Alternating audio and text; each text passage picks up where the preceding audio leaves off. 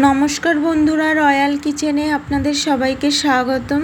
আজকে হাজির হয়েছি সাদা চমচম মিষ্টির রেসিপি নিয়ে। মিষ্টির দোকানে তো অনেক ধরনের চমচম মিষ্টি কিনতে পাওয়া যায়, তবে সাদা চমচম মিষ্টি হলো অন্যতম। আমি আপনাদেরকে সাদা চমচম মিষ্টি বানিয়ে দেখাবো। তবে আমার চ্যানেলে অনেক ধরনের চমচম মিষ্টির রেসিপি শেয়ার করা আছে, আপনারা চাইলে আমার চ্যানেলে গিয়ে দেখে আসতে পারেন। আশা করি রেসিপিটি আপনাদের কাছে খুবই ভালো লাগবে।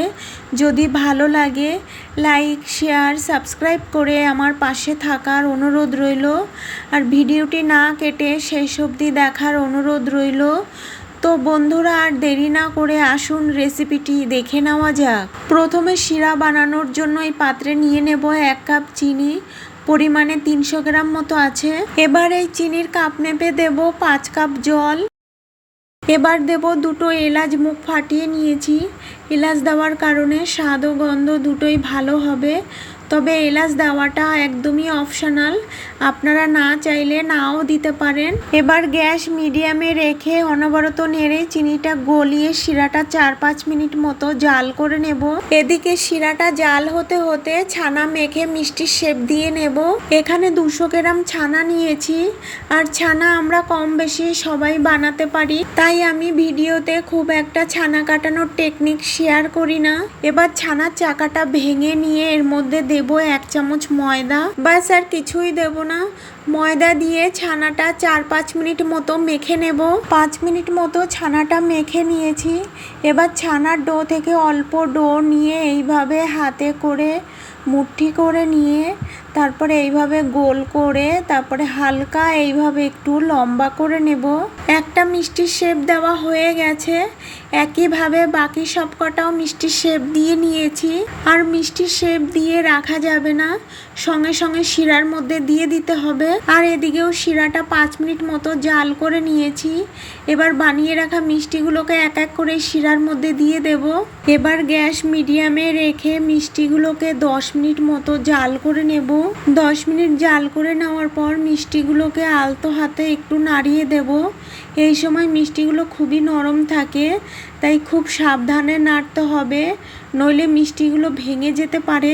মিষ্টিগুলোকে নাড়িয়ে নিয়ে আবারও 15-20 মিনিট মতো মিষ্টিগুলোকে জাল করে নেব।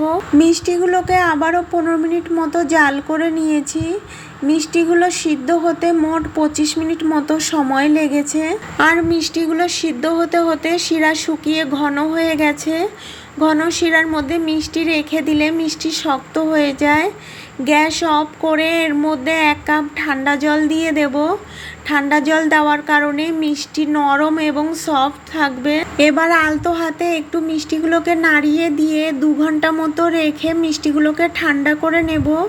আপনারা চাইলে 5-6 ঘন্টা মতো রেখে পরিবেশন করতে পারেন। 2 ঘন্টা পর ফিরে এসেছি। এবার শিরা থেকে মিষ্টিগুলোকে তুলে একটা স্ট্যানারের মধ্যে নিয়ে নেব। এবার স্ট্যানারের মধ্যে আধা ঘন্টা মতো মিষ্টিগুলোকে রেখে দেব। এতে করে মিষ্টির ভেতরে যে এক্সট্রা শিরাটা আছে ঝরে যাবে। এখানে একটি পাত্রে কিছু মাওয়া নিয়েছি। এবার একটা মিষ্টি এই মাওয়ার মধ্যে দিয়ে ভালো করে কোট করে নেব। এই একইভাবে বাকি মিষ্টিগুলোকেও মাওয়াতে কোট করে নিয়েছি। তো বন্ধুরা, কত সহজে তৈরি হয়ে গেল সাদা চমচম মিষ্টি। এইভাবে বাড়িতে বানালে আশা করি আর দোকান থেকে কিনতে হবে না। এইভাবে বাড়িতে বানিয়ে খেয়ে কেমন লাগলো কমেন্ট বক্সে জানাতে একেবারেই ভুলবেন না। আর পাশে থাকা বেল আইকনটি ক্লিক করে রাখবেন, এতে করে যখনই কোনো নতুন ভিডিও আপলোড দেব সর্বপ্রথম আপনার মোবাইলে পৌঁছে যাবে। সবাই ভালো থাকবেন, সুস্থ থাকবেন। আর আমার এই ভিডিওটা শেষ অবধি দেখার জন্য আপনাদেরকে অনেক অনেক ধন্যবাদ।